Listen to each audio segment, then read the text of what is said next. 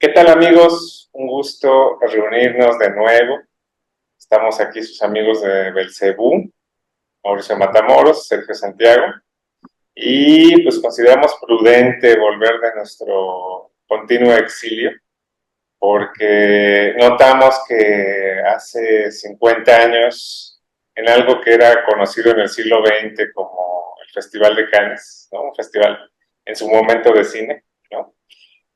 Pues conjuntó extraña y misteriosamente dos películas que no podían ser más diferentes, pero al mismo tiempo se complementan de una forma pues muy curiosa, muy particular, tanto en sus obsesiones como en sus imágenes, en sus visiones. Ya lo comentaremos, pero nos referimos, por supuesto, bueno, como ya habrán notado con nuestros fondos, pues ni más ni menos que el planeta fantástico, ¿no? Y también está la montaña sagrada, que la comentaremos un poquito más adelante. Pero bueno, pues decidimos empezar por la parte amable, la parte, pues esta parte siempre que es la animación, que es algo muy agradable, ¿no? Visualmente muy agradable, antes de empezar con los extremos barroquismos del otro filme, ¿no? Pero pues ya veremos que nada es lo que parece, como siempre, ¿no? Y bueno, pues eso es lo que esa es la excusa que nos tiene reunidos, ¿no es así, Mauricio? Así es. Hola a todos. Como ya lo ha comentado Sergio, pues esta reunión no es cualquier cosa porque, eh, pues bueno, ahorita precisamente estamos todavía escuchando noticias del Festival de Cannes, se está llevando a cabo. Bueno, obviamente la edición del 2023. Y pues bueno, es un festival que durante más de 70 años se ha mantenido como una de las principales referentes del cine internacional. Sin embargo, pues bueno, obviamente conforme han pasado las décadas, han pasado modas, han pasado formas de cine, han pasado formatos del propio cine.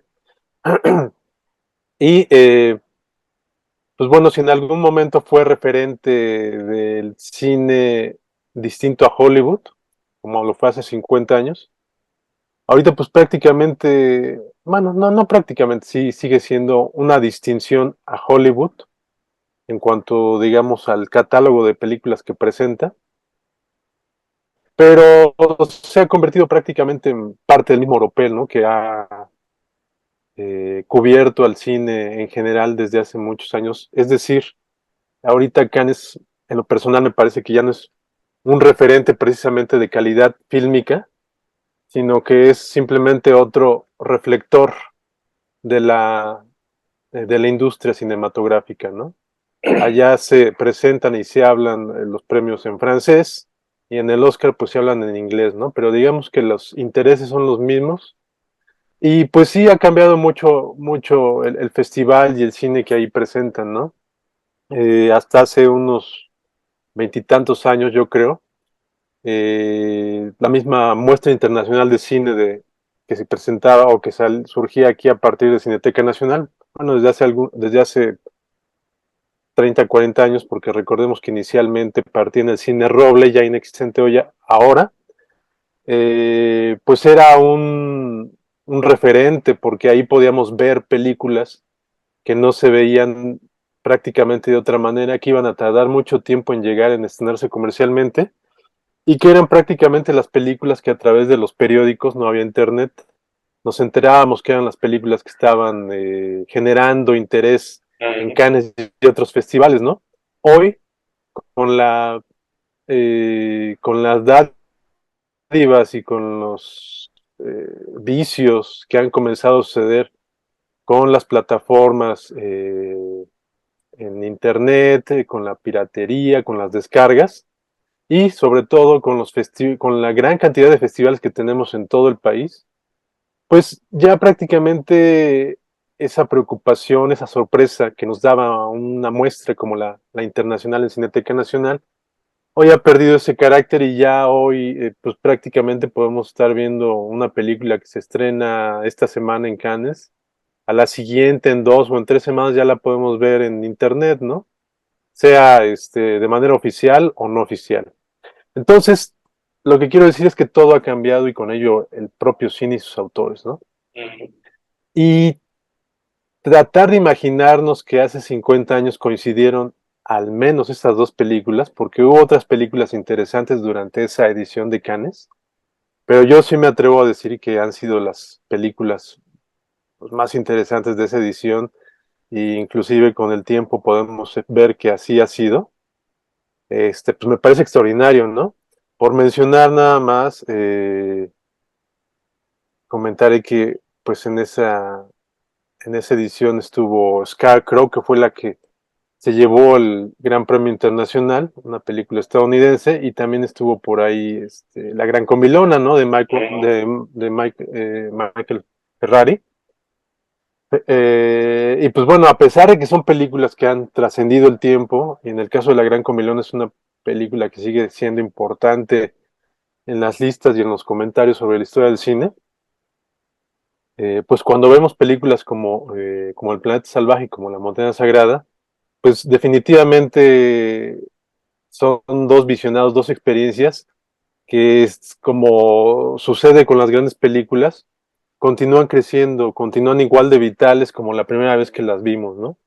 Entonces, pues encontrarnos con estos dos, ahora sí que peliculones hace 50 años me parece un regalo de los dioses, ¿no? Sobre todo porque vamos ahorita con el caso del Planeta Salvaje, pues a pesar de que no fue la película ganadora en aquella edición, sí fue una película que impactó y que tiró línea, ¿no?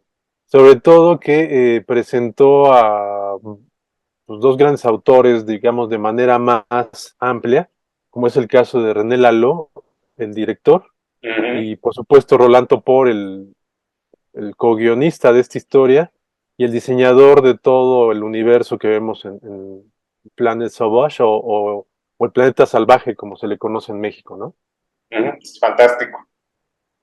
Planeta fantástico, perdón, sí. Ujú. Ujú, Sí, pues son 50 años. Es increíble, es medio siglo, ¿no? Y lo ujú, primero que resalta es pues, lo poco que ha cambiado pues, los contextos, las situaciones que fueron las que generaron estos dos filmes. Yo creo que uno de los datos que inmediatamente te saltan cuando estás investigando todos los trasfondos, porque es tan importante lo que sucede detrás de una película como lo que sucede pues, en pantalla, ¿no? Y este dato que es que, bueno, pues que todo el grueso de la animación se realizó en Checoslovaquia, ni más ni menos que en los estudios de Giri Tranca, no sé cómo se pronuncia bien, pero bueno, son los estudios de este animador famosísimo, extraordinario.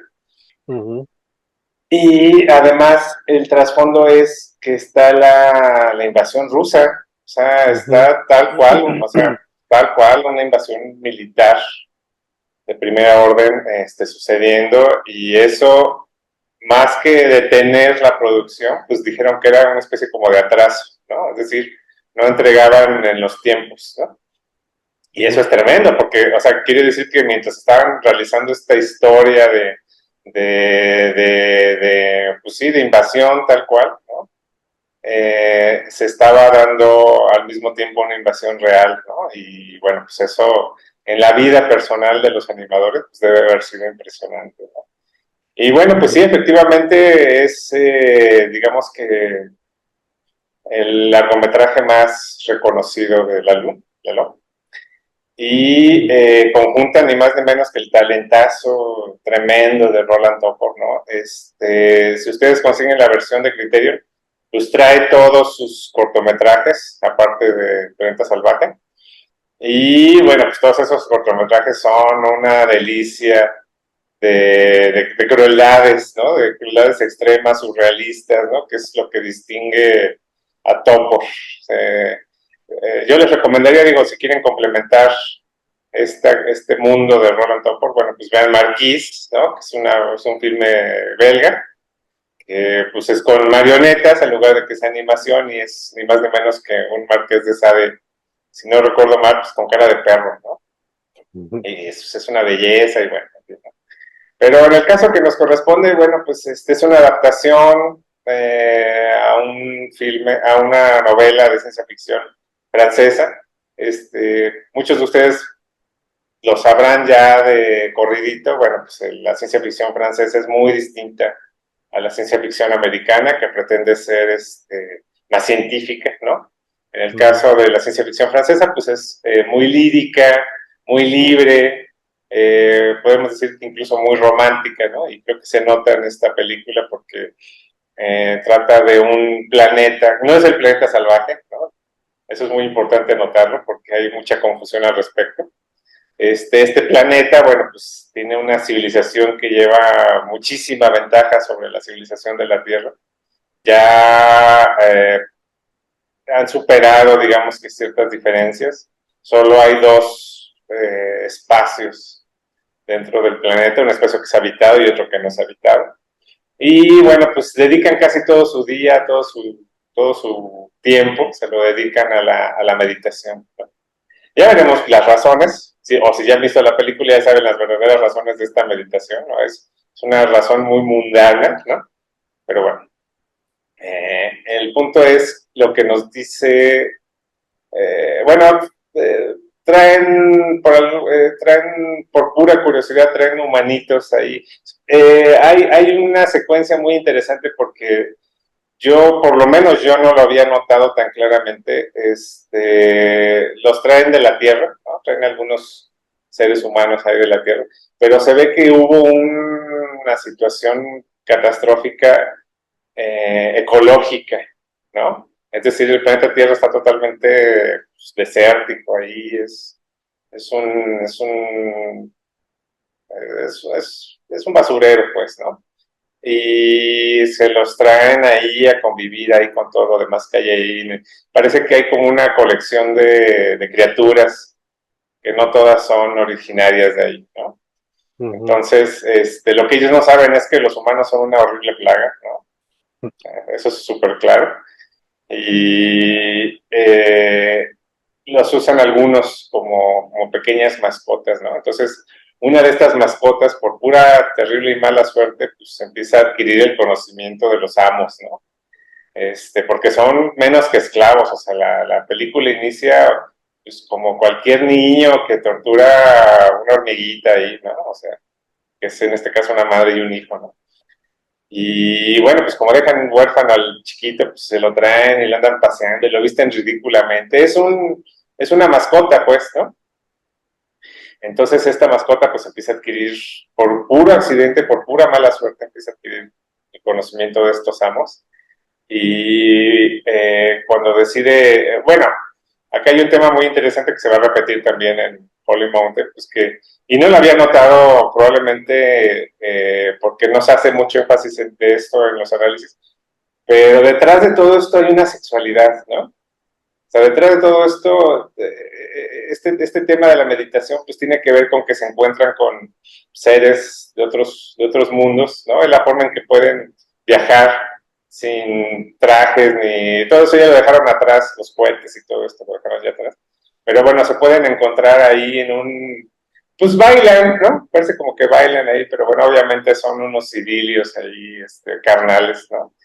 Y justamente cuando va creciendo la dueña del pequeño humanito, pues un día descubre que puede hacer esas cosas de ir a meditar. Y por supuesto que manda a volar al pequeño humanito, ¿no? O sea, se le olvida. Entonces es ahí donde decide escapar, encuentra a los demás humanos, encuentra, por supuesto, que una humana que es la que lo motiva a hacer todas las cosas. Tiene mucho que ver con Dunas, ¿no? O sea, si se fijan, es más o menos un esquema similar.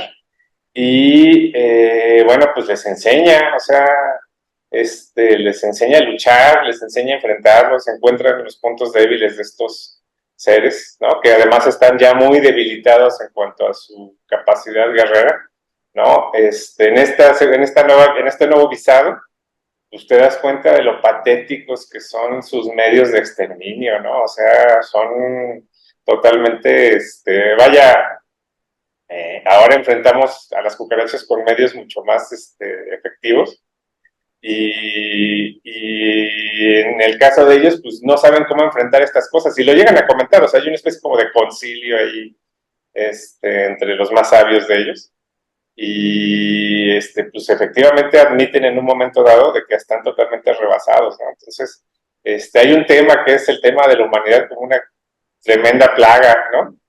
Ujú. Y a final de cuentas, pues esta plaga tiene un final muy acelerado, me parece. No sé si estés de acuerdo, porque de repente acaba, ¿no? O Ujú. sea, hablan un poco de conciliación, lo cual se me hace rarísimo porque pues la humanidad no tiene ningún viso, en ese punto la humanidad ya no tiene ningún viso de que vaya a parar, ¿no? Tiene la ventaja completa, la ventaja militar y la ventaja científica incluso, y no parece que vaya a parar en ningún punto, y sin embargo empiezan a hablar de conciliación y de la importancia de la paz, y es muy extraño, muy, muy, muy extraño. Ahora, volvamos a este tema de que es en el fondo, en el trasfondo está la invasión rusa en Checoslovaquia, entonces hay un tema ahí de resistencia, pues, o sea, ¿por qué pararían? ¿Por qué se detendrían? ¿No?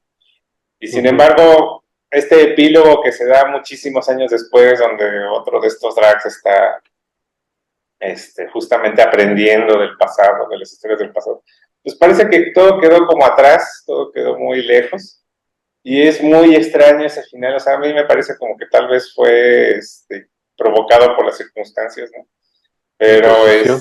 ajá, fue como una imposición, así de, bueno, es que tenemos que acabar bien, porque todo el resto de la película es de una crueldad, pues, sensible, notable, ¿no? O sea, los mismos humanos entre ellos Ujú. son de lo peor, ¿no? O sea, hay un inquisidor, se tienen, para demostrar superioridad, se tienen que matar entre sí, o sea,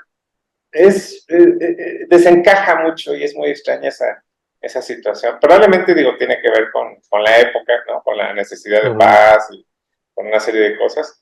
Pero de este nuevo visado que tuve, porque digo, las primeras veces que lo ves cuando... Aquí en México era una película que pasaba muchísimo en Canal 11, entonces la veías todo el tiempo. Ujú. Pues más bien te dejaba maravillado, ¿no? Te dejaba así, porque pues uno está viendo animaciones, pues, de la televisión comercial y de pronto llega esto que es tan cruel.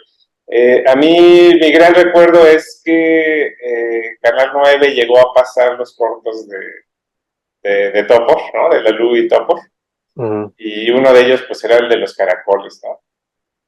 Y tiene mucho que ver con este tono de invasión, de intrusión, que tiene que ver con esta película y lo extrema que es, ¿no? O sea, las imágenes, la potencia de las imágenes, pese a que son muy lentas, pese a que son muy contemplativas, pues es realmente fascinante, ¿no? O sea, ese es el verdadero corazón del planeta fantástico, lo hipnótica que es, ¿no? Sí, sí, pues ahora sí que es un mundo de diferencia a lo que estábamos acostumbrados, ¿no? De la animación estadounidense, que pues obviamente, pues desde que nacemos hasta que morimos somos bombardeados por ella, ¿no? Y no, Exactamente. no es una queja, digo, en muchos casos pues nos hemos encontrado con animaciones realmente fabulosas de Estados Unidos, en otras ocasiones no tanto, pero sí cuando uno se enfrenta por primera vez con algo como el Planeta Fantástico, pues sí te cambia la perspectiva, ¿no? Te cambia el formato. De entrada por los colores, ¿no? Por los colores que hablan de otra manera de pensar, de otra manera de ver la vida y sobre todo de ver los medios de comunicación, ¿no? Aquí Uh-huh. no son colores que se te emplastan en los ojos como dulce, ¿no? Como sucede con la animación de este lado, ¿no? Aquí los ves y te resultan atractivos, pero sientes cierta, pones cierta distancia con ellos, ¿no? Exactamente. Porque te surgen dudas, ¿no? Y ya conforme empiezas a explorar este planeta fantástico, pues efectivamente te das cuenta que hay que mantener esa distancia porque están sucediendo cosas terribles ahí, pero resultan fascinantes, ¿no? Fascinantes y te están dando una serie de una cantidad de información que no habías encontrado en otros ejemplos de animación de la que fuere, ¿no? Uh-huh. Entonces, sí, yo quiero entender, bueno, no tengo que entenderlo porque más o menos lo transporto a mi primera experiencia de haber visto el Planeta Fantástico y supongo que fue muy cercana a la que tuvieron los espectadores de hace 50 años, ¿no? Que, repito, fue encontrarse con algo totalmente distinto en el mundo de la animación y totalmente inesperado, ¿no? Pero cuando entendemos que esto se proyectó dentro del marco del festival de cine más importante en aquella época, pues sí, los mensajes que envía, la trascendencia que le da al filme es totalmente distinta, ¿no? Y estamos hablando de que, pues también yo creo que fue una película, un producto eh, que cimentó ciertas ideas y una manera de hacer animación que incluso ahorita podemos considerar que vemos o que hemos visto en ciertas perspectivas del propio Miyazaki, ¿no? Yo sí Exactamente, me sí. atrevería a pensar que si no bueno, si no existiera el planeta fantástico, pues seguramente Miyazaki tal vez le hubiera costado más trabajo hacer su cine o se hubiera tardado más. No creo que hubiera sido distinto, pero sí, sin duda, el camino que siguió Miyazaki sería, yo creo que un tanto distinto, ¿no? Es decir, René Laloux y Roland Topor comenzaron a poner ese camino, Granito de ¿no? A arena. construirlo. Porque si bien ya estaba, digamos, Osamu Tezuka, que también tenía una perspectiva muy distinta y tenía una capacidad humanista que le permitió crear grandes obras, aunque creo que las creó más en manga que en anime. El Planeta Fantástico también, digamos que permitió el desarrollo más rápido de este tipo de historias en la animación, ¿no? Y sobre todo, sí, dejar claro que la animación pues era una manera de presentar historias complejas como el Planeta Fantástico, ¿no? Y no solamente viñetas de evasión como los Looney Tunes, ¿no? Por poner un ejemplo. Que Sí. con esto no estoy criticando a los Looney Tunes. No, claro, Por no. el contrario, simplemente estoy diciendo lo que son.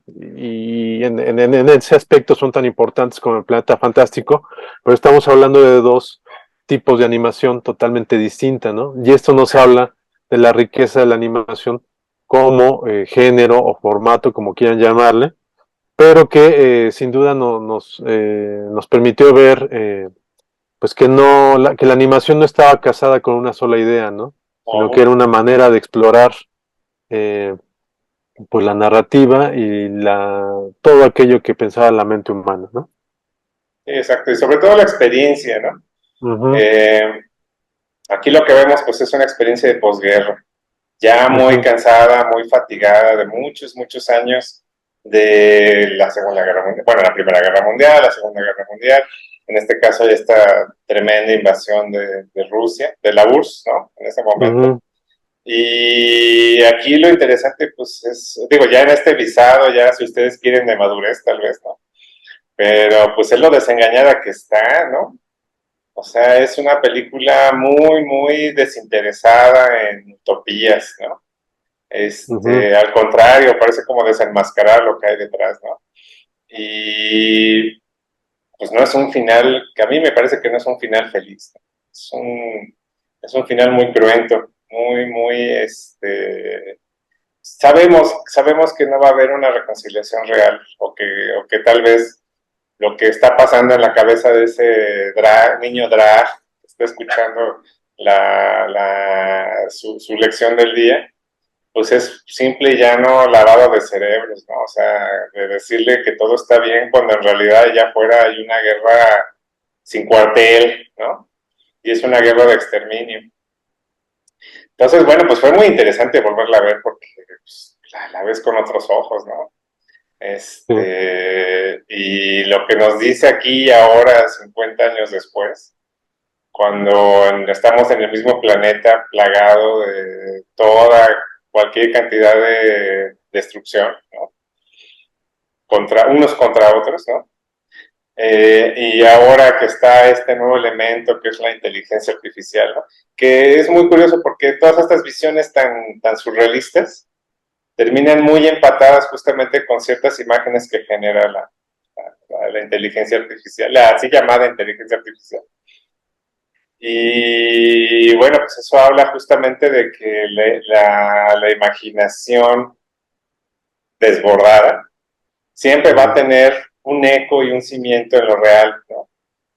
Y pues que escapa incluso a las ideologías, porque yo, por más que busqué, estuve buscando reseñas de época y no pude encontrarla porque, fíjense ustedes, hay un juego que no tiene nada que ver, que se llama igual, ¿no?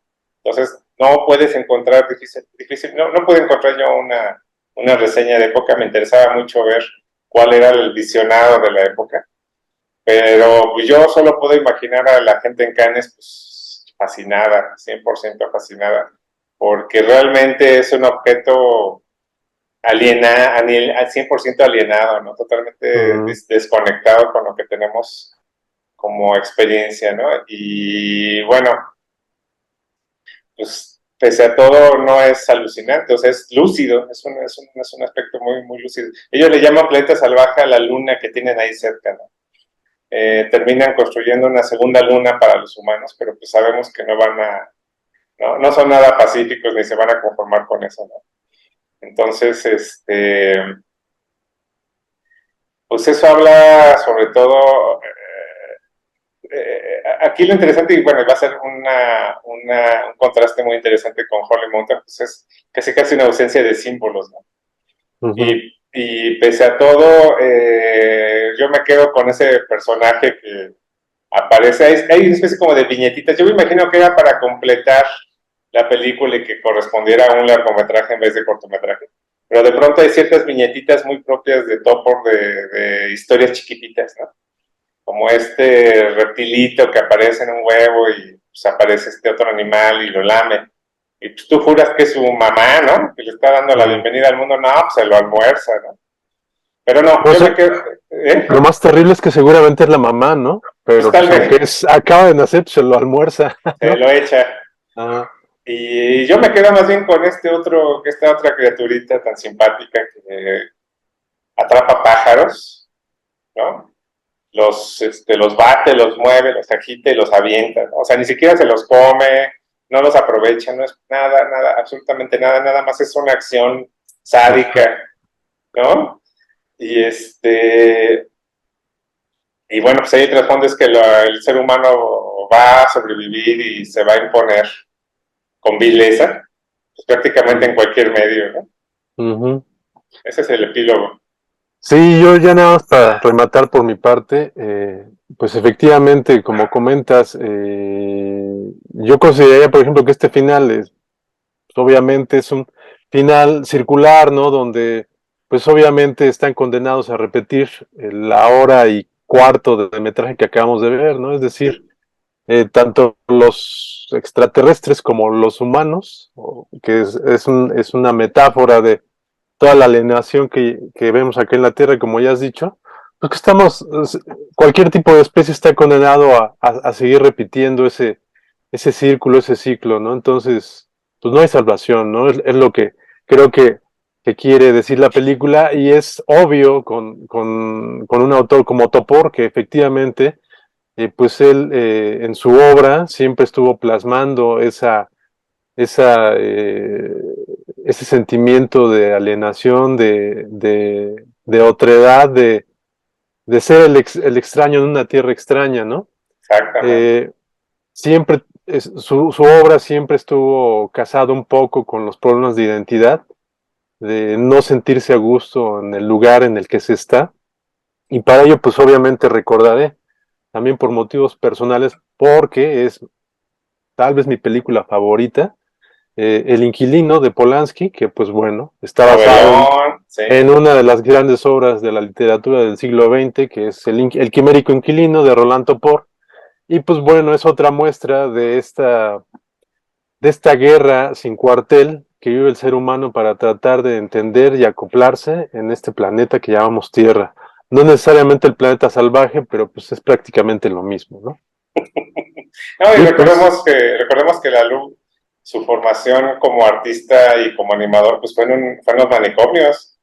sí, sí, sí. Eso es importantísimo porque, pues no hay, o sea, llega un momento en que te das cuenta que no hay nadie más lúcido que un demente, ¿no? Y eso es lo que vemos aquí, hermosamente plasmado. Repásenla, ahora que hay una versión, este, Remasterizada. remasterizada, reparada, en fin. El trazo es bellísimo, la película es bellísima. Ujú.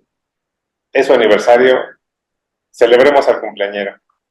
Sí, sí, véanla, definitivamente, si es que no la han visto. Efectivamente hubo una época en la que se veía muy seguido el Planeta Fantástico, ya fuera en Canal 11, Canal 22, Uh seguramente -huh. está en alguna plataforma como Movie, y si no, vayan simplemente a YouTube y ahí encuentran la versión de Criterion que alguien la subió, ¿no? Entonces ahí está, no sé cuánto tiempo esté, pero ahí la pueden ver ahorita y subtitulada al español. Así es.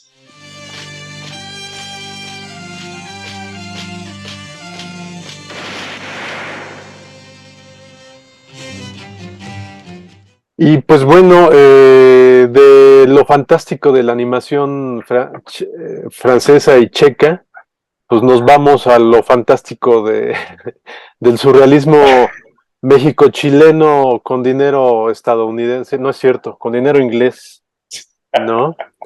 De Alejandro Jodorowsky, Rafael Corquidi y una trupea ahí fantástica, que pues bueno, no sé ustedes, pero cada vez que uno ve la montaña sagrada, pues creo que sigue creciendo como es efectivamente estas acumulaciones de tierra y piedra que conocemos como montañas y que han crecido durante siglos y siglos, ¿no? Pues la montaña sagrada en 50 años a mí me parece que ya tiene una altitud monumental. Es algo fascinante, extraordinario ver. Eh, creo que el cine de Jodorowsky siempre tiene el combustible suficiente para entrar en discusiones muy, muy intensas con alguien más. Yo he entrado en muchas discusiones con gente que no le encuentra pie, bueno, más allá del pie, de los pies y cabeza, no le encuentra valor alguno a los filmes de Jodorowsky. Y si así fuera, o sea, supongamos que si no tuvieran un valor formal, narrativo, digamos, yo digo que por las simples imágenes, o sea, valdría la pena que enviaran las películas de Jodorowsky en los siguientes satélites a donde fuera que fueran enviados, ¿no? Para que conocieran un poco de lo que se puede pensar e imaginar en el planeta Tierra. Pero bueno, el caso es que la montaña sagrada a 50 años, lo cual es fascinante pensar que ya fueron 50 años de que se presentó esto, pareciera que la hicieron ayer o que se está haciendo ahorita, ¿no? Es Uh una -huh. película de imágenes e imaginación portentosa, ¿no? Muy adelantada a su época.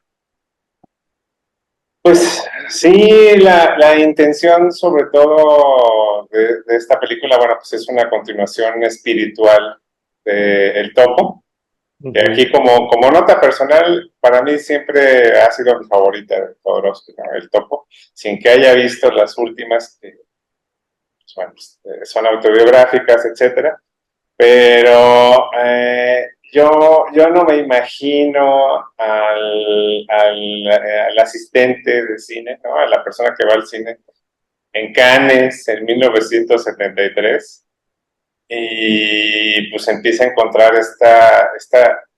lo mínimo que es visiones chocantes unas tras otras, ¿no?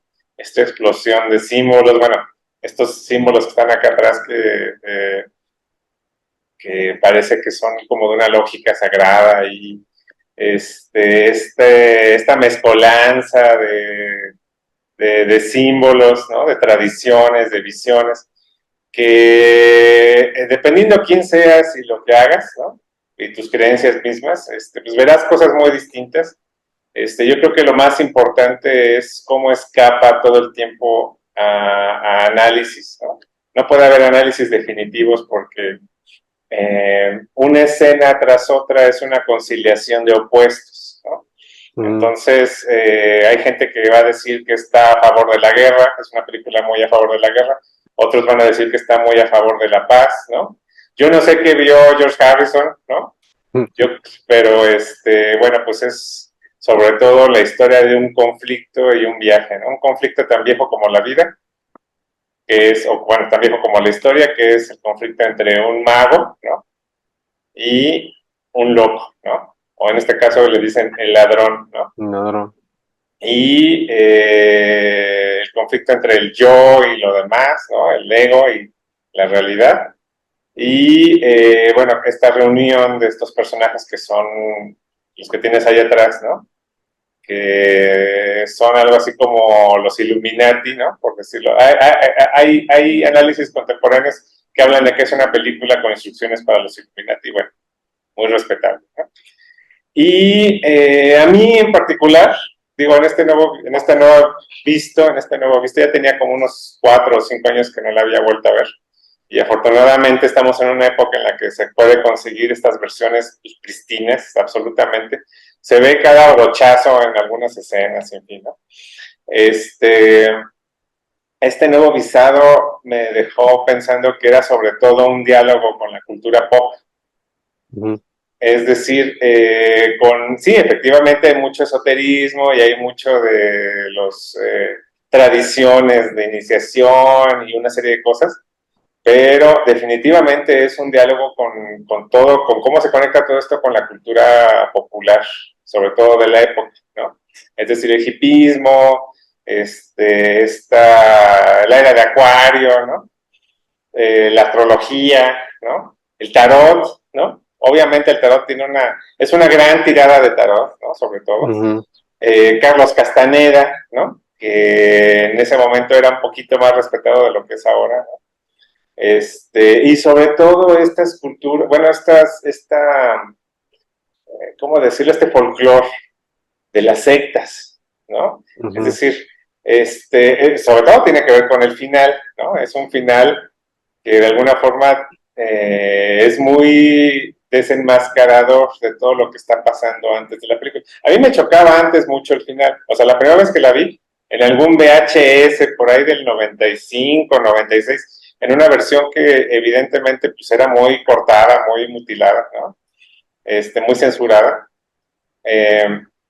porque esta es una de esas películas como secretas, ¿no? O sea, de esas películas que tú podías decir que habías visto un montón de películas raras y bizarras, y alguien en algún lugar te decía, bueno, pero has visto La Montaña Sagrada. O sea, es ese tipo, es esta, Saló, ¿no? O sea, son filmes como iniciáticos para el cinéfilo, ¿no? O eran filmes de alguna forma, porque ahora pues le das al YouTube y ya sale, ¿no? Pero en esa época era muy difícil encontrarla, ¿no?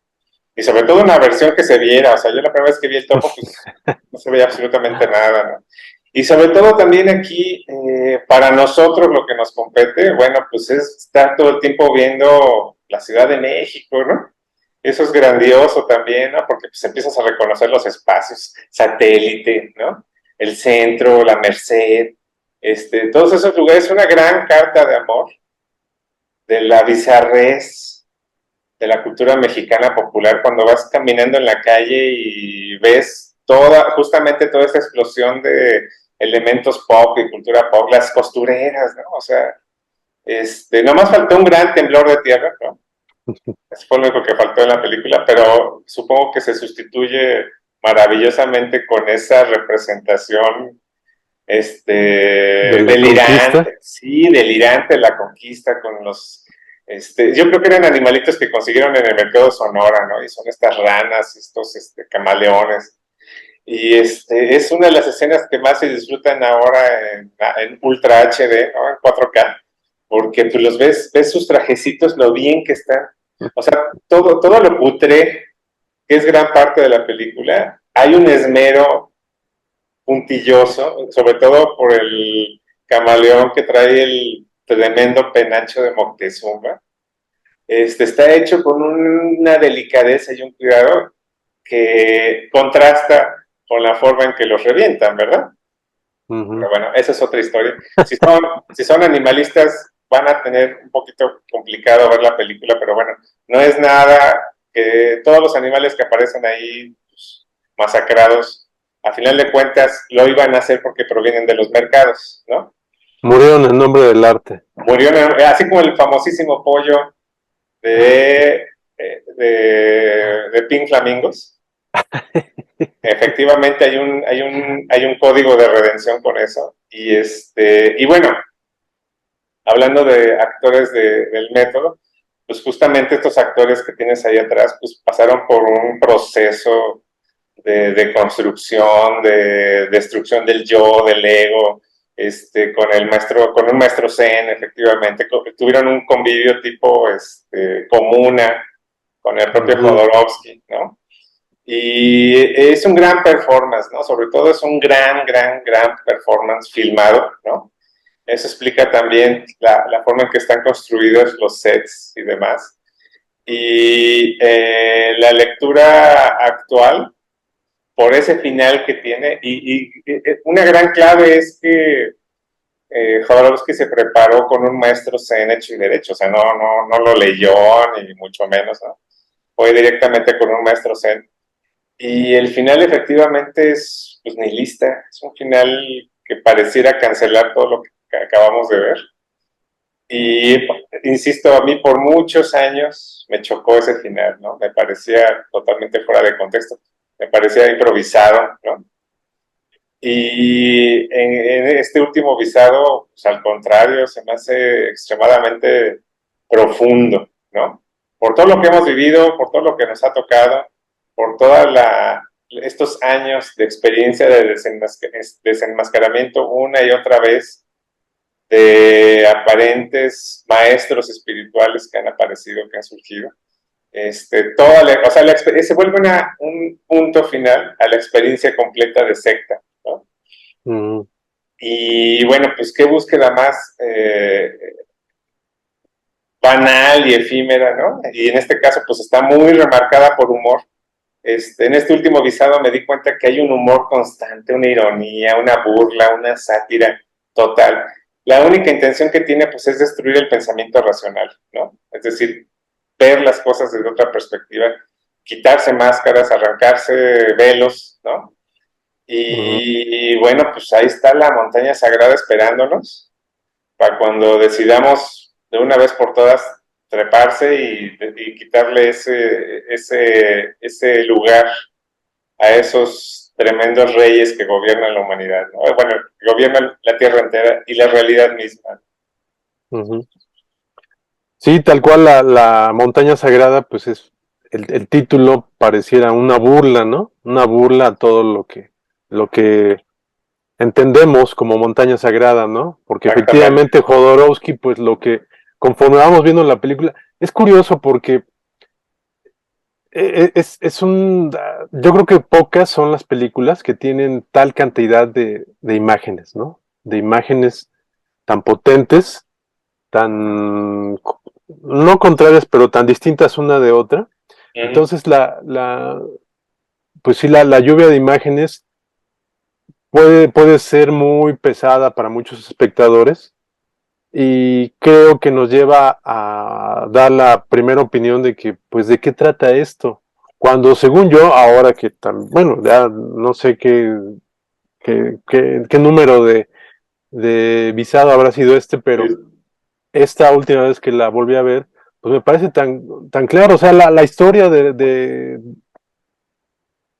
relato detrás de la montaña sagrada es tan claro, es una búsqueda de la iluminación, es un viaje iniciático en el que comienzan con el ladrón, el alquimista, que está interpretado por Jodorowsky, que está aquí atrás de mí, ahí lo vemos con las manos extendidas.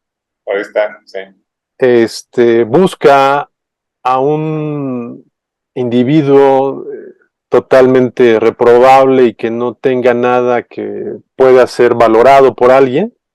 Encuentra al ladrón, que es el que vemos aquí en la imagen detrás de mí y que está cubierto prácticamente por las llamas.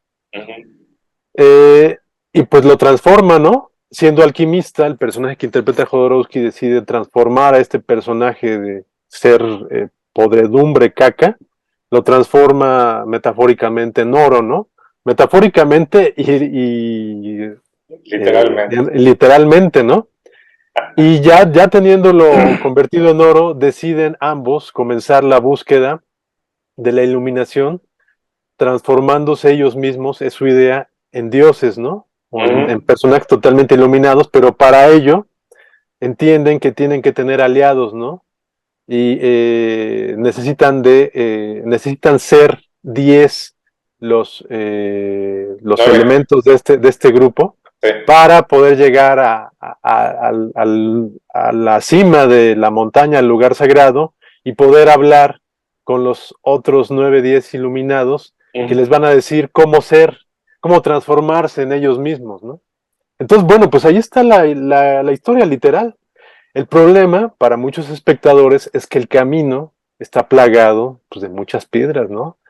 Es decir, de muchas enseñanzas, de muchas imágenes a las cuales no estamos acostumbrados a consumir, según el cine, según la manera de narrar occidental, que es, digamos, la más comercial, y pues según pues nuestra educación, ¿no? Entonces, de esa manera, pues la montaña sagrada del filme puede resultar un mamotreto insoportable, cuando en realidad es una película fascinante, ¿no?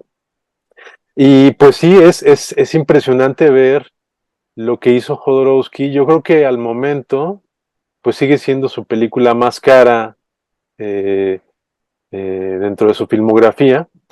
Recordemos que esta película inicialmente la iba a protagonizar George Harrison, pero se arrepintió cuando leyó el guión y leyó que, pues, en una escena, bueno, gran parte de la película tendría que salir prácticamente Fuera. desnudo, y había una escena donde le lavaban, pues, el ano, ¿no? Ajá. Entonces, al ver esto, pues ya decidió darle el definitivo no a Jodorowsky, pero sin duda a través de él contactaron a Allen Klein, que era la persona. Hay que tener presente que Allen Klein, pues, era la persona que trabajaba para los Beatles, ¿no? Es decir, Ujú. él pudo poner el dinero porque a él le pagaban los Beatles, ¿no? Porque se habla normalmente de Allen Klein en mucho, de alguna manera no descontextualizado, pero sí separado de los Beatles. Entonces, a lo que voy es que Allen Klein decidió producir esta película por prácticamente orden de George Harrison y de John Lennon, y fue así que esta película, pues, logró tener alrededor de $3 millones, me parece, y que pudiera filmarse toda esta serie de imágenes que no se han vuelto a repetir en la historia del cine, ¿no? Y precisamente todo a partir, en gran parte, de las calles de la Ciudad de México, lo cual es Ujú. fascinante, ¿no? Es fascinante porque, vamos, cuando vemos las calles de México en la Montaña Sagrada, no estamos viendo nada que no hayamos visto antes, pero precisamente Jodorowsky y Rafael Corquidi, el increíble fotógrafo con el que trabajó Jodorowsky aquí en México, pues lograron encontrar esa belleza, pues, de alguna manera oculta de las calles de la Ciudad de México, ¿no? Que no habían sido fotografiadas de esa manera hasta ese momento, ¿no? Ujú. Y pues bueno, ver eso y ver la capacidad de Jodorowsky y todo su equipo para desarrollar, por ejemplo, esa escena, segunda escena de la película que vemos atrás de Sergio, es fascinante porque es un gran close-up que a mí me remitió, seguramente muchos bueno, espero que haya varias personas viendo esto, y algunas de ellas seguramente ya vieron el documental de Dunas, de la versión que no filmó Jodorowsky. Ujú. Hay un momento en el que hablan de lo fascinante que era el storyboard escrito por Jodorowsky e ilustrado por Moebius, ¿no? Ujú. Y hay un momento donde dicen, donde recuerdan el storyboard que Jodorowsky se inspiró en la escena inicial de este maravilloso filme de Orson Welles, eh, Touch of Evil, en la Ujú. secuencia inicial, que es un gran close-up ahí con unos autos y con el personaje principal. Jodorowsky se inspiró en él para hacer un gran close-up en el espacio, ¿no?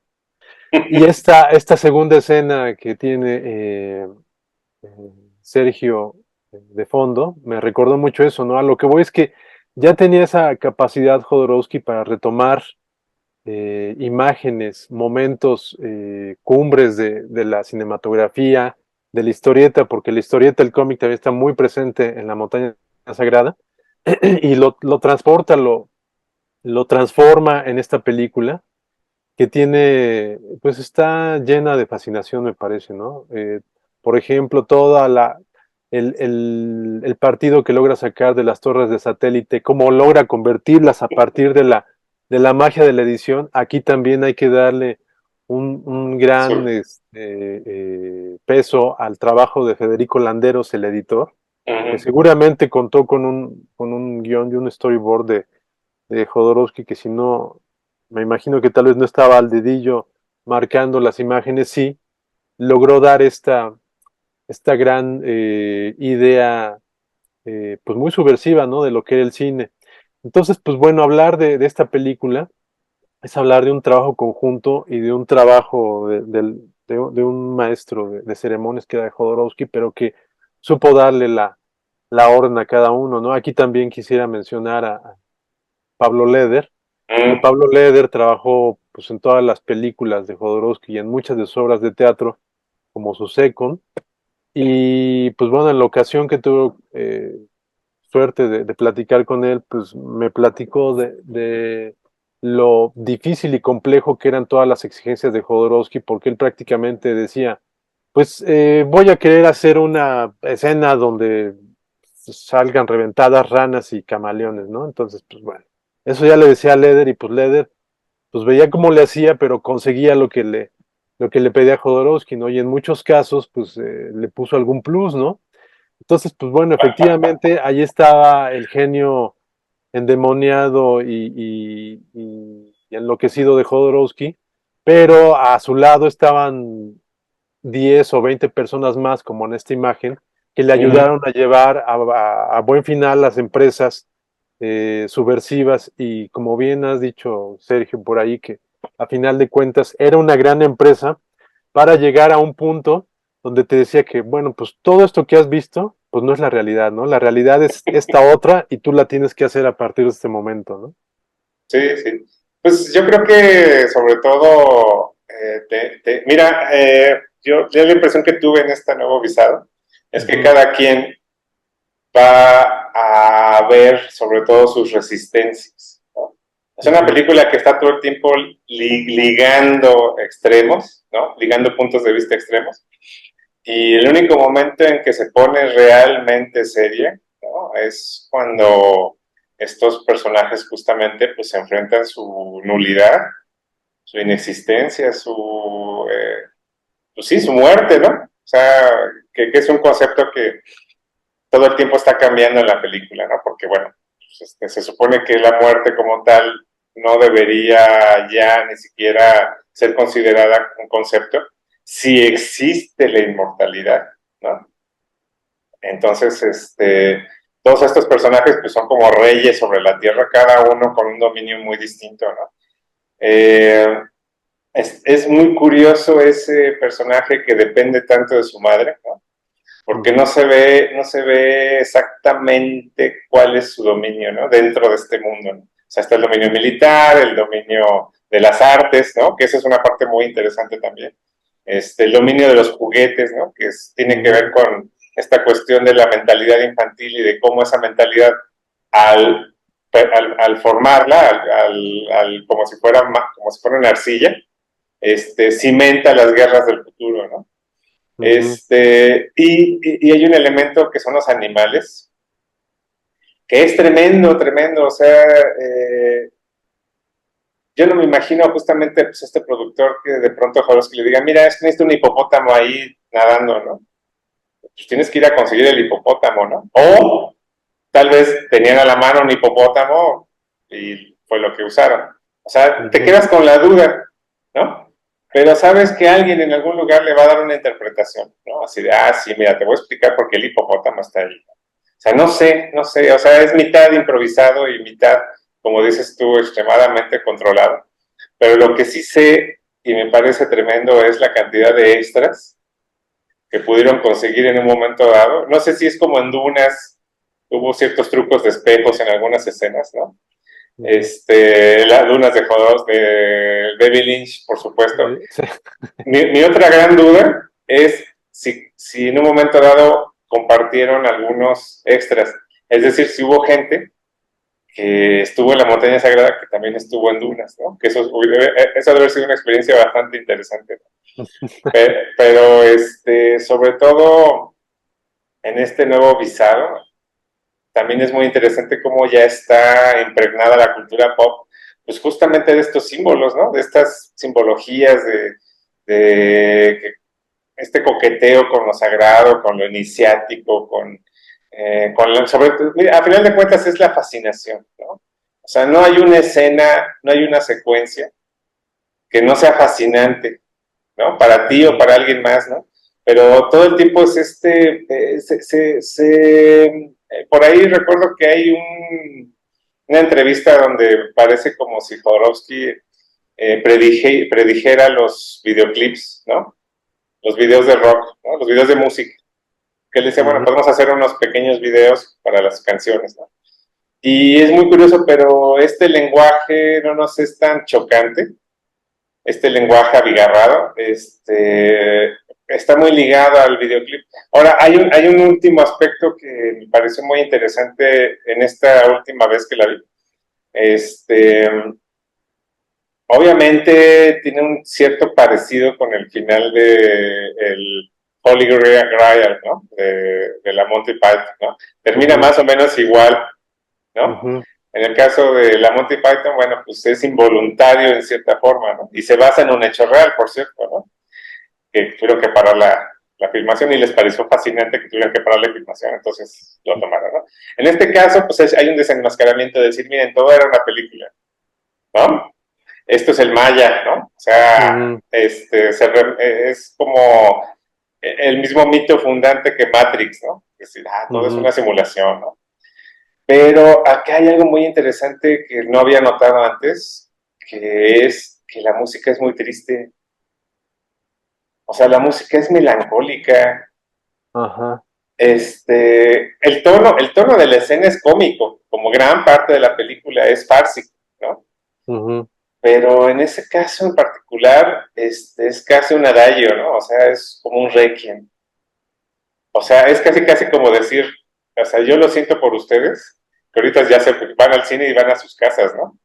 O sea, es muy, muy interesante porque cómo estamos hablando 50 años después de esta película, eso es como un tipo de inmortalidad podría ser, ¿no?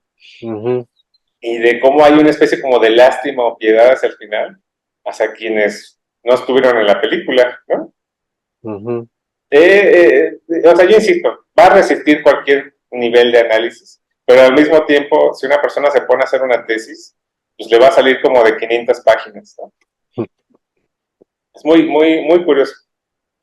Sí, sí, y ahorita que mencionas el final, digo, estoy tratando de... A mí también, la primera vez que la vi, sí casi, o sea, casi me indignó el final, pero estaba fascinado por la película.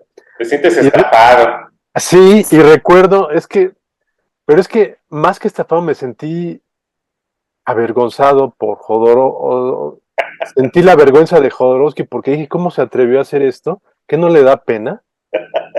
Y recuerdo, creo que fue la primera vez que fui al Centro Cultural Universitario. Fui a ver, o sea, la primera vez que fui allá porque pusieron la montaña sagrada y pues la fui a ver. Recuerdo que fue la primera vez porque me fui llegué por el metro Universidad, hice un recorrido extensísimo, ¿no? O sea, no me fui por el camino corto, ¿no? Entonces era la primera vez que fui al Centro Cultural Universitario. Y a lo que voy es que pues fue una proyección en cine. Y pues obviamente, aunque la copia estaba bien, pues recordemos que siempre están un poco matadas las copias y les van quitando Calidad. cuadros, ¿no? Sí. Cuadros al metraje. Entonces ahí resultaba más abrupto el final de lo que vemos hoy en la versión que podemos ver hoy remasterizada, ¿no? Entonces era más anticlimático, ¿no? El zoom Y out. sí, Zoom out. sí, zoom out. Entonces sí, o sea, ni te daba tiempo de reaccionar, ¿no? Claro. Tardabas segundos, a lo mejor hasta minutos en reaccionar y más o menos entender lo que acababa de suceder, ¿no? Y sí, recuerdo que salí entre, te digo, indignado, avergonzado, Y pues con el tiempo, y esta última vez que la vi, es que hay que tener bien puestos los pantalones para negar todo lo que hay detrás. O sea, no solamente la historia que acabamos de ver, sino negar tu esfuerzo, negarle al espectador su esfuerzo también. Es decir, sí es como si de repente de la pantalla saliera un puño y te diera un puñetazo, ¿no? En la cara, ¿no? Y Exacto. eso, pues es muy complejo lograrlo, es muy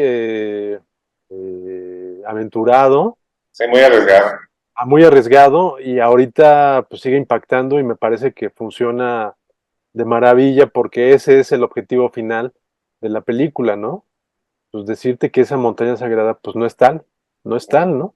Ni estaba. Y, ajá, y el hecho mismo también de agarrar toda la cultura pop, todas las herramientas que había en ese momento para no intentar, sino para lograr explicarte cuál es el camino que van a ser todos estos personajes, que recordemos que no solamente son personajes que están en la Tierra, porque recordemos, por ejemplo, si no me equivoco, es Juan Ferrara, que vemos aquí con la camisa anaranjada Ujú. y el chaleco negro, él vive en Venus, me parece, ¿no? Entonces estamos hablando de que son personajes que supuestamente están traídos tanto de distintos planetas como de distintos símbolos de personajes de la mitología, ¿no? Por obvias razones. Entonces, a lo que voy es que, bueno, toma todas las herramientas de la cultura pop Jodorowsky para hablar de información que lleva siglos entre Ujú. los humanos, ¿no? Ujú. Información arcana, información, digamos, aburrida para el grueso de la población, y él toma las herramientas de la cultura pop, lo traduce y logra explicarlo de manera muy clara, aunque aún así sigue siendo un filme Impenetrable. penetrable, ajá, Ujú. de una manera complicada para acercarse a él, ¿no?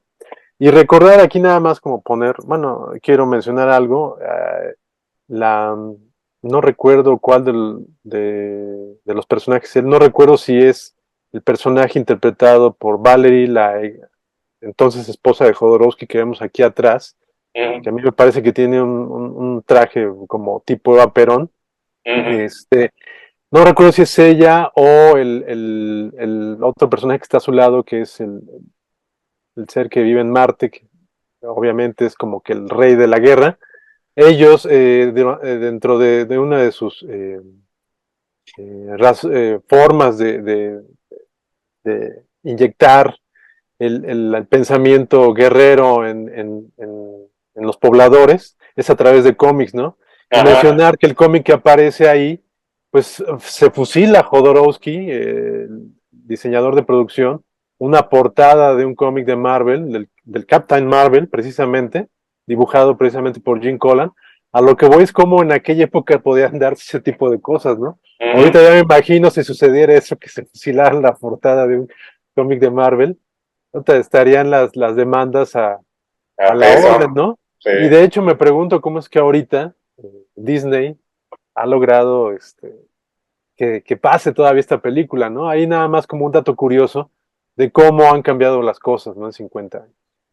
Sí, bueno, pues me parece como que es un público muy distinto, ¿no? Ujú. Pese a que ahora somos más eclécticos que nunca, ¿no?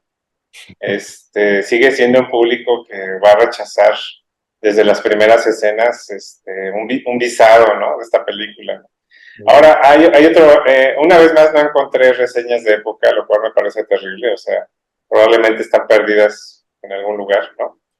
Pero hay un mito, ¿no? Constante, tanto porque pasaban juntas El Topo y Holy Mountain en los cines, ¿no? Estos Midnight Movies, ¿no? Ujú. Hay un mito que sí me parece que es importante ya derribar, ¿no? Yo no creo que esta película se pueda ver con drogas. O sea, en serio, se me hace muy difícil porque primero tienes que poner mucha atención o pierdes todo. O sea, es o sea, yo hubo momentos que tuve que regresar un poquito para encontrar o ver o entender ciertas cosas. Ahora imagínate en drogas, ¿no? Donde la visión es mutilada, es cortada, ¿no? O sea, no creo que la entiendas mejor con sustancias cambiantes. Ahora, hay otra cosa ahí, que hay también una crítica a las drogas, o sea, es algo que de pronto también se pierde un poquito entre todo este fárrago de imágenes, ¿no? Este ataque constante de visiones. Efectivamente hay un momento en que hay un dedo señalando que también las drogas no están, no son el camino, pues, ¿no? Son uno de los caminos, sí, pero no es en sí el camino. Lo cual se me hace muy irónico, porque esta famosísima escena de la muerte del ego, ¿no? La famosísima Ego Death, ¿no? Fue hecha con todos los actores justamente con un ácido bien puesto, ¿no? Uh-huh. Entonces, pues hasta ahí hay conciliación de opuestos, ¿no? Uh-huh. Porque es una de las escenas, pese a lo desnuda que es, literalmente, ¿no? Creo que es Ochicalco, ¿no? Incluso ahí donde están ahí en las escaleras y demás. Uh-huh. Es una escena donde se están mostrando como son, o sea, es emocionalmente casi casi el corazón de la película, me parece, porque pues ahí están despojados de absolutamente todo, ¿no? Incluso el ego. Uh-huh. Entonces, no hay una forma de concretar, de sintetizar lo que está pasando ahí. Es Sí, fascinante. sí, digo ahí la razón que podría darle a Jodorowsky es que finalmente él echó mano de todas las herramientas necesarias para lograr representar, bueno, no representar, reflejar en la película los caminos que se siguen, ¿no? Entonces, en ese aspecto, pues, hacer uso de las drogas era parte de eso, parte de lo que se estaba diciendo en la película. Pero sí hay que recordar que el propio Jodorowsky, pues, siempre ha sido, no ha sido partidario de las drogas, incluso él dice que nunca se ha drogado y pues, que él no le encuentra sentido a las drogas, ¿no? Nada más menciono eso. Y pues bueno, pues podríamos seguir platicando sobre la película horas. Yo solamente quiero comentar, menos de mi parte, que pues la película no se presentó en competencia en el Festival de Cannes, se presentó en un ciclo aledaño, pero sí dentro del marco de la muestra del Festival de Cannes.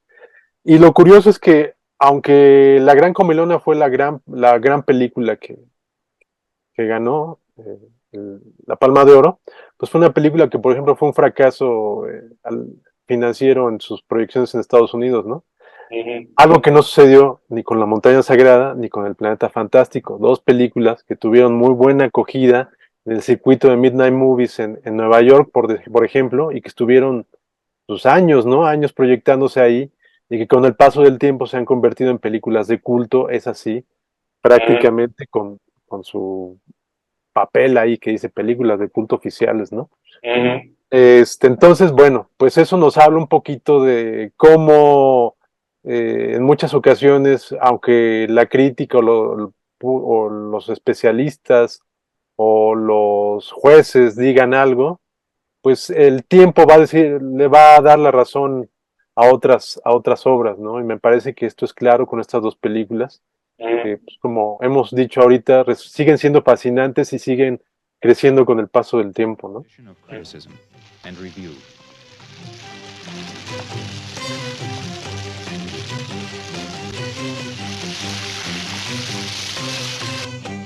También hay que hacer notar también que fue el mismo año que estaba Oh Lucky Man ahí en Sí, Cannes, sí, sí. que también es de esas películas magníficas, impresionantes, que tiene mucho que ver también justamente con este tema de la disolución del yo, de las ideologías y demás, pero sobre todo la recordamos por esa inolvidable escena del hombre cerdo, ¿no?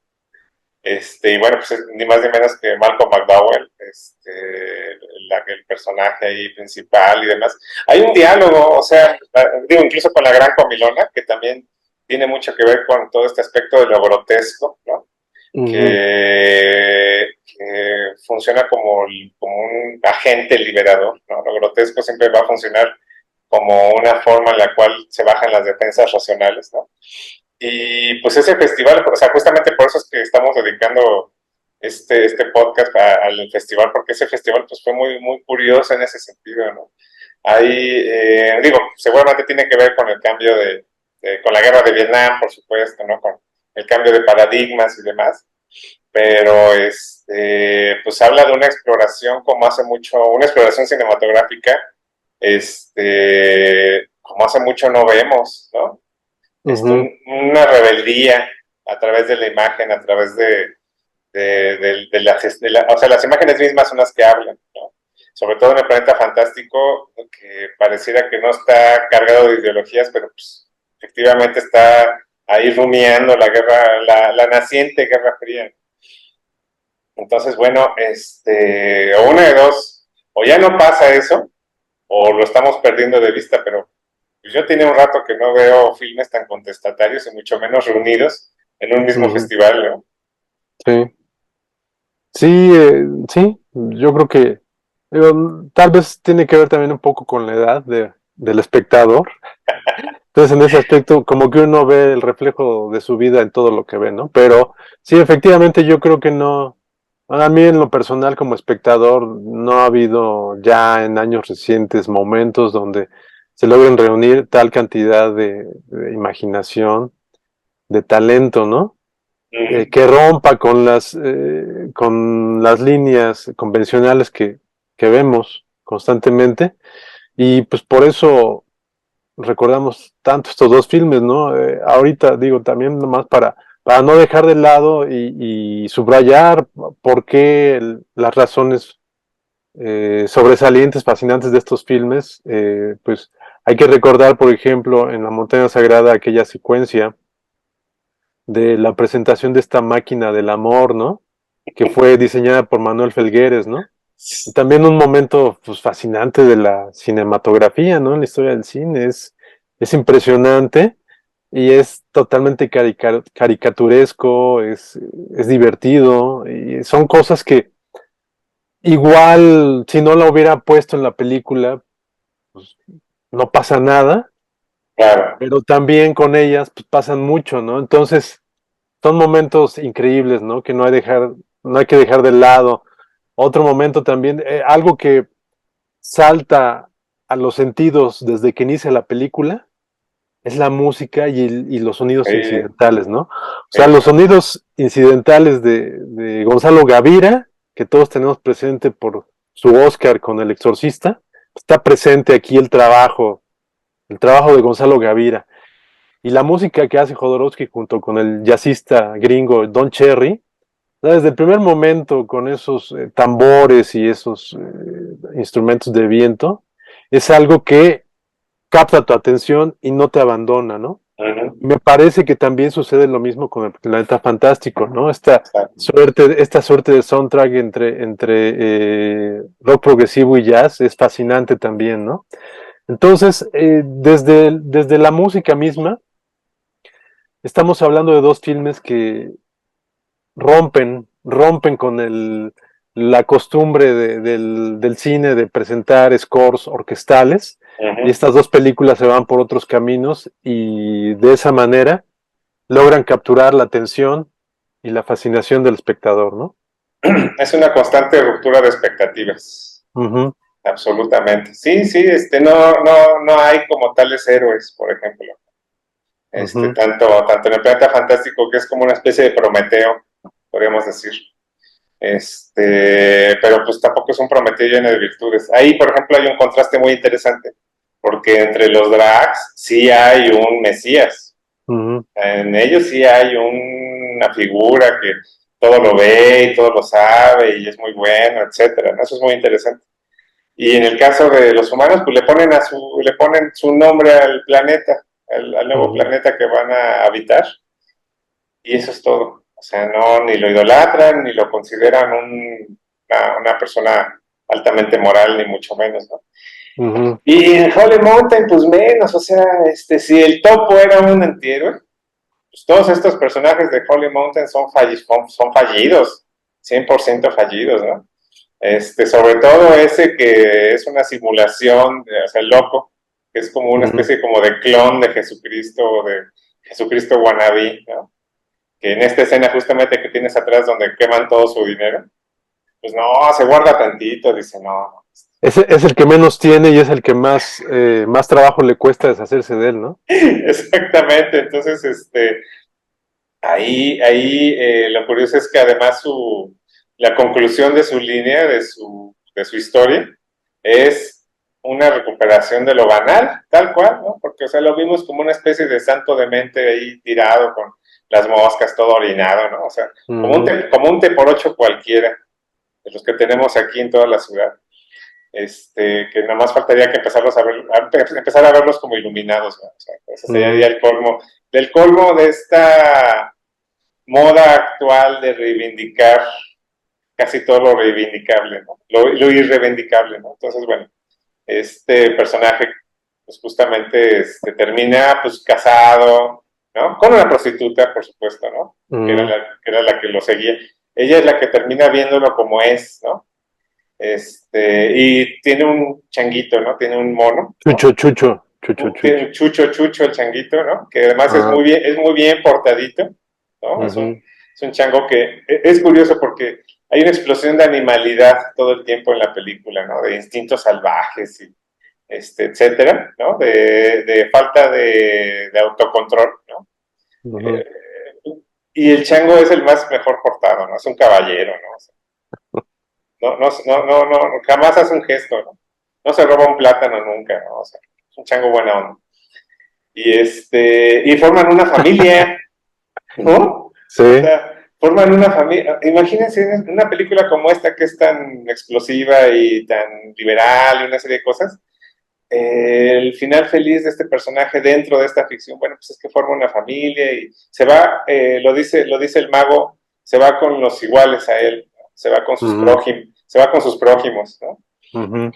Entonces aquí es el único que podríamos decir que es el triunfador de la película, el único que obtiene realmente lo que está buscando. Y hay una lectura que podría ser que renuncia a la inmortalidad por eso, pero hay otra lectura que es, pues, que es el que vive feliz por siempre, ¿no? Entonces, bueno, pues hay más enigmas que soluciones dentro o sea, de un modo mucho más claro en la montaña sagrada y de un modo mucho menos claro en el planeta fantástico, pero también tiene sus grandes enigmas. Y bueno, pues yo creo que esa es la razón por la cual pues, ha perdurado una y otra vez, pese a lo grotesco que es las imágenes, lo chocante que son, lo escatológico, ¿no? Porque hay un nivel de lo escatológico que, pese a que actualmente ya con el conocimiento que tenemos, pues sí vemos los trucos que hubo de edición, ¿no? Pero finalmente la caca es caca, ¿no? Eso que ni qué, ¿no?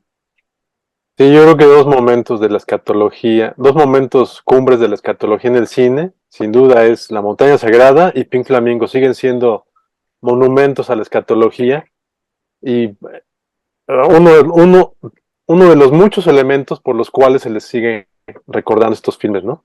No, y espérate, o sea, hay algo muy importante, una diferencia fundamental entre los dos. Es que aquí es mucho más simulado en The Holy Mountain, es mucho más simulado, a final de cuentas. Y Bien Flamingos es real, 1000% real todo lo que vemos allí en la película. Y ni nos acordemos, o sea, ni nos acordemos. O sea, la diferencia que hay entre la realidad en una y en otra es el día y la noche, ¿no? Pero sí, absolutamente. Sí, sí, pero es cierto también que en Pink Flamingos, pues bueno, estamos hablando de caca real que se engulle, y en Holy Mountain estamos hablando de caca que no se engulle, pero es real también. Sí, claro, sí. El único truco que hay en la montaña sagrada es que la convierten en oro, ¿no? Pero Exactamente. de que hay caca y orines reales en la montaña sagrada, los hay, ¿no? Absolutamente, sí. Y precisamente para hablar de los escándalos, porque eso va de la mano con Jodorowsky, yo no quiero dejar pasar también aquella secuencia de la montaña sagrada que está filmada afuera de la basílica, que es desfile de soldados y desfile de prostitutas, ¿no? Que fue todo Exactamente. un escándalo en aquella época, que la Iglesia Católica pidió que se expulsara a Jodorowsky de la ciudad y que, tengo entendido, detuvo durante un rato la filmación, ¿no? Fue tal el escándalo que había una publicación guadalupana de aquella época y hay un número extraordinario que se lo dedican a la montaña sagrada, donde prácticamente es como que un, un, un constante diciendo cosas malas sobre Jodorowsky. Y lo curioso del caso es que viene hasta con fotos de la filmación, ¿no? Entonces, para los coleccionistas como uno de material de Jodorowsky, es una obra de arte Una esa joya, publicación, ¿no? un Que en algún detrás de momento cámara. llega a ustedes, que no sé cómo podría llegar, porque aparte es una publicación muy, muy oscura, me refiero a oscura porque es difícil de conseguir, pues chéquenla, es fascinante. Y por otro lado, comentar que algo que también une fuertemente a la montaña sagrada y el planeta fantástico es Roland Topor, ¿no? Sí, Recordemos claro. que Roland Topor, junto con Jodorowsky y junto a Fernando Arrabal, fue el trío que creó el movimiento Pánico hacia finales de los años 60 y pues que, a pesar de que no echó demasiadas raíces como el movimiento surrealista, obviamente, pues sí, fundó una manera de hacer arte, hacer obras a partir pues, de las películas de Jodorowsky, las películas de Juan López Moctezuma, que es, digamos, uno de los alumnos de este movimiento, Ujú. y de la obra, por supuesto, del propio Topor y de Fernando Raval, ¿no? Entonces, pues bueno, ahí están unos vasos comunicantes prácticamente directos y que pues nos permiten entender la potencia y la fuerza de estas dos obras, ¿no? Lo que había detrás de ellas.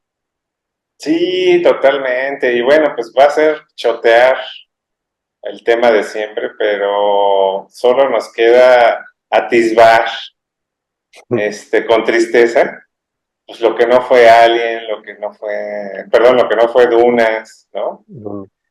Todos esos proyectos que entre más sabemos de ellos, pues más nos impresiona que no se dieron, que no sucedieron. Pues lo perdido, ¿no? A final de cuentas lo perdido, porque cada una de esas películas es un potencial, ¿no? Es un Ujú, potencial todo el tiempo. Y bueno, pues ahora en esta versión 4K, etcétera, pues vemos los escenarios, cómo están pintaditos, cómo están armaditos, resueltos y demás.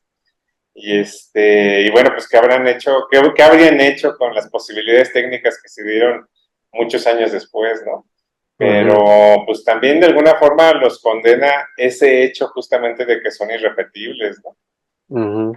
Entonces hay que disfrutarlo porque tenemos la fortuna de que existiera después de tantos años que era tan difícil poder ver Holy Mountain por lo menos. Sí, y ya, ahora sí por último de mi parte, pero conforme vamos hablando, vamos recordando y surgiendo más cosas, y esto es importante, porque precisamente la montaña sagrada, como mencioné hace un rato, en el Festival de Cannes no tuvo el éxito esperado, a pesar de que sí lo tuvo posterior. Sin embargo, el propio Alan Klein que mencionábamos, que era el dueño de APCO, bueno, el director de APCO, la compañía que fundaron los Beatles para toda la distribución y producción de toda su obra, Alan Klein, pues digamos que dejó llevar por el éxito de La Gran Comilona en el Festival de Cannes. Y fue así que hay que tener presente que en La Gran Comilona también hay muchos desnudos y desnudos que digamos tienen que ver un poco más con el deseo, por Uh decirlo de -huh. una manera.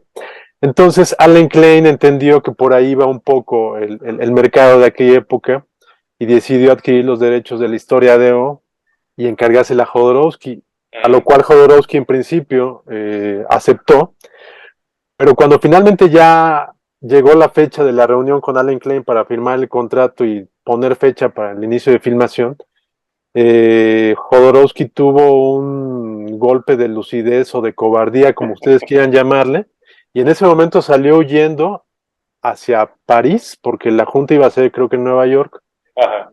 y se le escondió a Allen Klein, no volvió a ver a Allen Klein porque tuvo un remordimiento de conciencia y consideró que en ese momento se iba a prostituir porque él no tenía ningún interés en realizar un filme erótico o pornográfico, él no era lo que él quería hacer y entendió que si realizaba esa acción se iba a prostituir y eso iba en contra total de sus principios, lo cual sabemos, ¿no? Digo, así es como se ha movido durante toda su carrera, no solamente ha hecho lo que él ha querido y por eso ha sido tan polémico y tan Claro, contradictorio. El caso es que aquí le provocó un odio tal a Allen Klein, que ¿qué fue lo que hizo Allen Klein? Pues que fue secuestrar las copias de todas las obras de Jodorowsky, estamos hablando sobre todo del Topo y la Montaña Sagrada, y dijo que nunca más iban a volver a ver esas películas. Y esa es la razón por la que prácticamente durante 30 años, tanto el Topo como la Montaña Sagrada únicamente pudieron verse a partir de copias piratas que el propio Jodorowsky fue distribuyendo distribuyendo. en distintos mercados y con distintos distribuidores y editores de películas, ¿no? Entonces, esta maldición de Allen Klein hacia Jodorowsky duró prácticamente 30 años y acabó a inicios de este siglo XXI cuando finalmente las dos partes, Jodorowsky y Allen Klein, decidieron enmendar sus problemas y pues llegar a un nuevo acuerdo y fue así que finalmente en este siglo fue que estas películas pudieron ser editadas de nuevo, remasterizadas y rescatadas para nuevos públicos y viejos públicos y hoy día digamos que tenemos una manera distinta de ver y entender la montaña sagrada porque durante muchos años, como ya lo mencionó Sergio, como ya lo mencioné yo, fue prácticamente un acto de subversión, un acto de adentrarse en lo más oscuro de la cinematografía y de la psique del artista, al lograr ver estas películas y pues lograr verlas y tratar de entenderlas, ¿no? Entonces, solamente con esto quiero decir que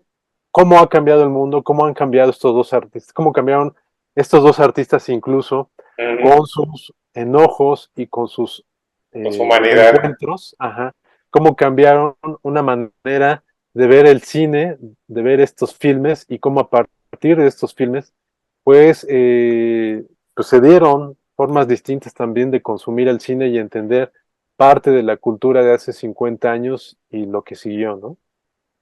Sí, la así llamada contracultura, que así como las muchachas de la película, pues actualmente es un término casi, casi pues, sinónimo de prostitución Ajá, cultural y de, bueno, además, ya se usa para todo, o sea, si un lugar está limpio y tiene libros, saludos, es contracultural, ¿no? Entonces, ajá. bueno, en fin, se volvió un fantasma más de los muchos que habitan, una ilusión más de los muchos que habitan la De la montaña, propia montaña de sagrada. la propia montaña sagrada, pero pues hagamos como este personaje que encuentran en ese antro llamado el Panteón, ¿no? Ajá. Que dice, yo la montaña sagrada la cruzo horizontalmente.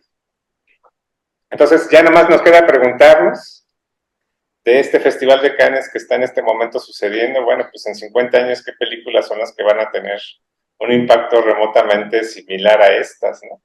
Ujú, Y bueno, pues yo sí puedo ver, si todavía dura el mundo un poquito más, pues yo sí puedo ver que en otros 50 años hay gente celebrando pues, el centenario de estas dos películas, ¿no?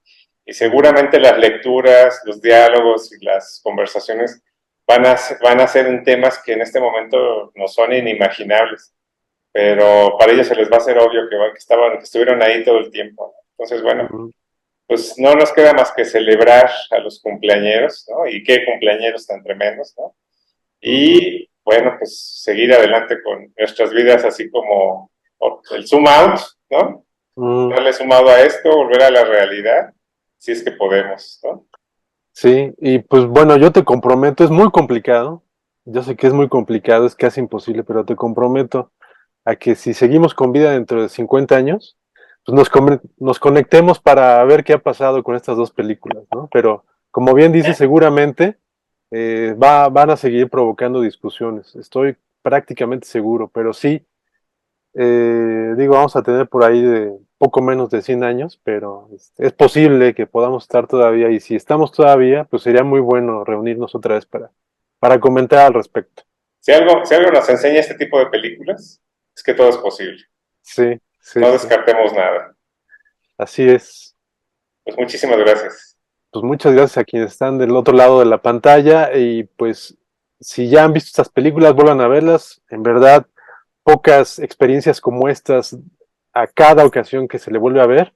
Y si no la han visto, pues ya se tardaron y les aseguramos que van a ser experiencias incomparables, ¿no? Inenarrables, a pesar de todo lo que hemos Formativas. estado diciendo, sí. Así es. Pues muchas gracias a todos. Estamos listos para ver qué sigue, qué otra cápsula sigue más adelante. Pero por lo mientras, pues quedamos más que encantados repasando estas joyitas tan formativas que pues, se vuelven parte de la vida misma, ¿no? Y se vuelven parte de nuestra vida cotidiana y la transforma y la subvierte y la vuelve a transformar. Digo, quedó en el tintero pues la influencia de Nietzsche, por ejemplo, la transvalorización de los valores, ¿no? Que está muy presente él acababa de hacer pues, el Zaratustra, ¿no? Pero bueno, eso es exactamente el tema exactamente, ¿no? Que tenemos que cuestionarnos una y otra vez las cosas en las que estamos siendo bombardeados, ¿no? Y ahorita más que nunca que las ideologías se han vuelto imparables, ¿no? Se han vuelto una plaga, así como los somos ahí en el planeta salvaje, así son en este momento las ideologías, pues más que nunca es urgente repasar este tipo de películas para recuperar un poquito de humanidad, me parece. Cuídense mucho, muchas gracias a todos, Pues ahí hasta la está. próxima. Gracias.